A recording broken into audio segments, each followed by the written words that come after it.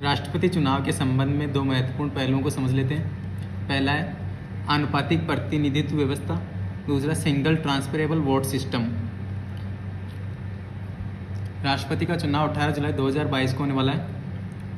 पहला आनुपातिक प्रतिनिधित्व व्यवस्था। आनुपातिक प्रतिनिधित्व व्यवस्था का सीधा सा मतलब जनसंख्या के अनुपात में प्रतिनिधित्व का होना है। ये किस प्रकार से होता है उसको समझते हैं। पहले इसमें मतदाता कौन कौन होते हैं। मतदाता होते हैं इसमें निर्वाचित सांसद, सभी राज्यों के निर्वाचित विधायक, प्लस में दिल्ली व पांडुचेरी विधानसभा के निर्वाचित सदस्य। इस प्रकार कुल मतदाता होते हैं 4809, जिसमें लोकसभा से 543, राज्यसभा से 233, विधायक जो कि सभी विधानसभाओं से हैं 4033। इस प्रकार कुल होते हैं 4809। इन सभी का मत मूल्य निर्धारित होता है।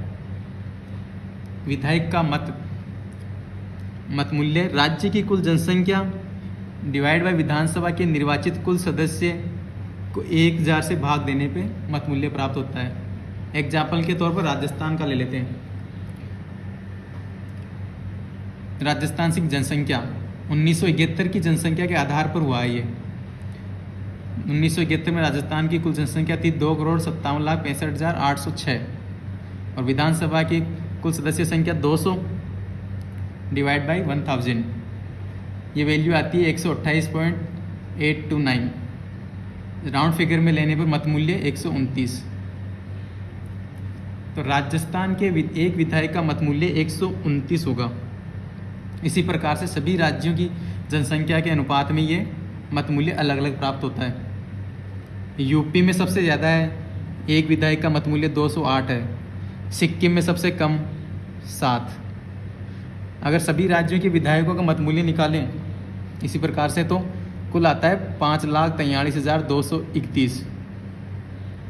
इसके बिहाफ पे निकलता है सांसद का मत मूल्य। सांसद का मत मूल्य होता है विधायकों के वोट का कुल मूल्य डिवाइड बाय निर्वाचित सांसदों की कुल संख्या। यहाँ पे विधायकों के वोटों का कुल मूल्य है 5,43,231 और निर्वाचित सांसदों की कुल संख्या हो गई 776, जिसमें लोकसभा के 543 और राज्यसभा से 233।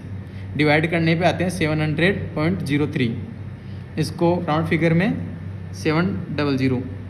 इसको वापस अगर अपन इन सांसदों की संख्या से मल्टीप्लाई करते हैं तो ये संख्या आती है 5,43,200, जो कि सांसदों का कुल मत मूल्य है। मत मूल्य 1952 में देखें तो 494 था। 1971 में के बाद में पहला चुनाव 1974 में हुआ था जिसमें 723 थे और 1997 से 2017 तक ये 708 थी। 2022 में 700 हो गई है। जम्मू कश्मीर के केंद्र शासित प्रदेश बनने के बाद में ये कमी आई है। कुल मत देखें सभी मतदाताओं का तो सभी विधायकों का मत मूल्य प्लस सांसदों का मत मूल्य 5,43,231 प्लस 5,43,200 ये होते हैं 10,86,431। राष्ट्रपति के चुनाव में कोटा निर्धारित होता है। जीतने वाले कैंडिडेट को निर्धारित कोटा प्राप्त करना होता है। कोटा निर्धारित करने के लिए होता है कुल मत मूल्य divide by number of vacancy plus 1 all bracket plus 1। यहाँ पे वैकेंसी 1 है, राष्ट्रपति की एक पद के लिए 1 ही आ सकता है तो 1 + 1 2 हो जाएगा और ये कुल मत मूल्य है यहाँ पे 10,86,431 को डिवाइड करेंगे 2 से तो ये आता है 5,43,215.5। ये प्लस 1 इसको राउंड फिगर करने के लिए करते हैं तो ये 16 में राउंड फिगर हो जाएगा, इसलिए इसको 16 तक कर लेंगे। 5,43,216। जीतने वाले कैंडिडेट को इतना वोट होने चाहिए या कुल मत मूल्य होना चाहिए। इसके लिए एक महत्वपूर्ण बात यह भी है कि नॉमिनेशन भरने के लिए 50 अनुमोदक और 50 प्रस्तावक होने चाहिए, जो कि 1997 से निर्धारित हुआ है। ठीक हो गई। अब दूसरा बिंदु समझ लेते हैं जो कि सिंगल ट्रांसफरेबल वोट सिस्टम। ये व्यवस्था वैसे फ्रांस से ली गई है। या काउंटिंग कोटा अपन ने देखा था कि इसका कोटा 10,86,431/2 + 1 करते हैं तो अपने पास 5,43,216 होता है। इसमें समझने में आसानी नहीं होगी, इसलिए अपन मान लेते हैं कि यह कुल मत 100 है और सभी मतों का मूल्य 1 है। अगर कुल मतों की संख्या मत मूल्य 100 जाता है, इसको 2 से डिवाइड करते हैं तो 50 + 1 51, मतलब जीतने के वाले उम्मीदवार को 51 मत चाहिए। इसको समझने के लिए अपन ये किया है। इसके लिए वोट डालने वाले प्रत्येक कैंडिडेट को प्रेफरेंस बढ़नी होती है, सभी कैंडिडेट को प्रेफरेंस वरीयता देनी होती है, जिसके अंदर अगर मान लो 4 कैंडिडेट है अपने पास A B C D, तो एक को कोई भी कैंडिडेट पहली वरीयता देना चाहे तो एक किसी को भी दे सकता है, A को एक देनी पड़ेगी, 2 3 4 चारों को वरीयता देनी पड़ेगी, कौन से को किस प्रेफरेंस पे वो राष्ट्रपति बनाना चाहते हैं। अगर एक को पहली प्रेफरेंस बनाना चाहते हैं तो एक डालना पड़ेगा। सभी को इसके अंदर वैध मत तभी माना जाएगा जब वो अपनी प्रेफरेंस लिखते हैं, एक लिखना ज़रूरी है, इसके बाद 2 3 4 नहीं लिखे तो भी कोई बात नहीं है, वो वैध मत ही कहलाता है। मान लेते हैं कि 100 मतों में से 40 लोग ऐसे थे जिन्होंने A को फर्स्ट प्रेफरेंस पे रखा है, 30 लोग ऐसे हैं जिन्होंने B को फर्स्ट प्रेफरेंस पे रखा है, 20 लोग ऐसे हैं जिन्होंने C को फर्स्ट प्रेफरेंस पे रखा है और 10 लोग ऐसे हैं जिसने D को फर्स्ट प्रेफरेंस पे रखा है। अगर इनमें से किसी को 51 मत मिल जाते तो वही राष्ट्रपति कैंडिडेट घोषित हो जाता, परंतु इसके अंदर नहीं मिले, फर्स्ट काउंटिंग के अंदर ये हुआ, तो इसकी करनी पड़ेगी अपने को सेकंड काउंटिंग। सेकंड काउंटिंग के अंदर आता है ये सिंगल ट्रांसफरेबल वोट सिस्टम, मतलब जो एक बार वोट डाला गया उसी को ही ट्रांसफ़र करते हैं इसमें। तो सबसे कम जिसको मिले हैं D को मिले हैं यहाँ पर 10, तो इसके 10 वोट को A B और C के अंदर डिवाइड करना पड़ेगा। तो इसमें देखेंगे कि D में जो 10 लोगों ने D को फर्स्ट प्रेफरेंस दी है उन्होंने सेकंड चॉइस पे किन किन व्यक्तियों को रखा है, तो D सेकंड चॉइस पे रख सकता है A B और C को। जब इनके मतपत्र देखते हैं तो ये मिलता है कि 5 लोग ऐसे थे जिन्होंने A को सेकंड प्रेफरेंस पे रखा है, 3 लोग ऐसे थे जिन्होंने B को सेकंड प्रेफरेंस पे रखा है और 2 लोग ऐसे थे जिन्होंने C को सेकंड प्रेफरेंस पे रखा है। ये मत मैंने अपनी सहूलियत के लिए रखे हैं, कुछ भी हो सकते हैं, ठीक है। ये इसमें जुड़ जाएंगे, A में तो 40 + 5 45, ये 30 + 3 33, C में 20 + 2 22। अब A के पास 45 हो गए, B के पास 33 हो गए, C के पास 22 हो गए। अभी भी किसी भी कैंडिडेट को 51 नहीं मिले हैं, तो अपने को थर्ड काउंटिंग करनी पड़ेगी, मतलब तीसरे चरण की मतगणना करनी पड़ेगी।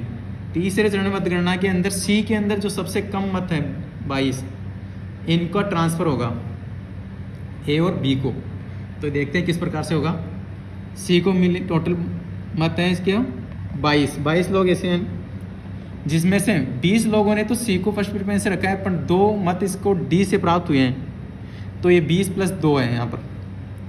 अब C के 20 मतों की देखते हैं कि सेकंड चॉइस इन्होंने किन किन को दिए, तो ये A B और D को दे सकते हैं सेकंड प्रेफरेंस। जो 20 लोग हैं जिन्होंने C को फर्स्ट प्रेफरेंस पे रखा है वो A B और D को ही चूज कर सकते हैं थर्ड प्रेफरेंस के लिए, सॉरी सेकंड प्रेफरेंस के लिए। तो देखते हैं इनके मतपत्र में, तो A को 2, B को 7 और D को 11 मत मिल गए हैं। अब चूंकि D तो पहली बार हो चुका है, तो D के मत भी ट्रांसफ़र होंगे A और B को, क्योंकि C के भी ट्रांसफ़र करने हैं और D के ट्रांसफ़र करने हैं, तो A और B को मिलेंगे ये। अब इनके देखने पे देखते हैं कि इनको थर्ड चॉइस किन को दी है इन्होंने।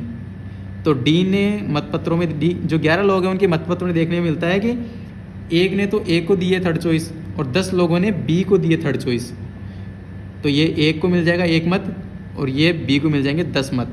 अब बाकी बचे 2 मत जो D के थे, तो D के वाले की सेकंड प्रेफरेंस अपने देख ली थी। अब इसकी देखेंगे अपन थर्ड प्रेफरेंस।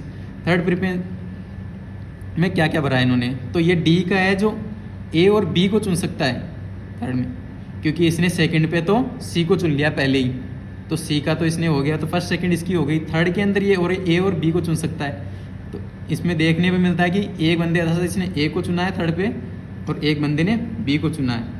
इस टोटल के अंदर अपन देखते हैं A और B को कितने मत मिले, तो यहाँ से A को 2, यहाँ से 1 और यहाँ से 1, 2 3 4, तो A को मिले टोटल 4 मत, B को मिले 7 10 और 1, 7 10 17 और 1 18 मत। तो A को मिल जाते हैं 45 + 4 49, B को मिल जाते हैं 33 + 18 51। इन्होंने कोटा प्राप्त कर लिया है, इसलिए B ने चुनाव जीत लिया है, तो प्रेसिडेंट B बनेगा इसमें। ये काउंटिंग समझाने के लिए ऐसा किया गया है, वरना अधिकतर समय ऐसा हुआ है कि फर्स्ट काउंटिंग में मिल जाता है। एक ही बार सेकेंड काउंटिंग की ज़रूरत पड़ी थी, जो VV गिरी और नीलम संजीव रेड्डी के बीच चुनाव हुआ था, जिसमें VV गिरी दूसरी काउंटिंग के अंदर विजय घोषित हुए थे। Thank you.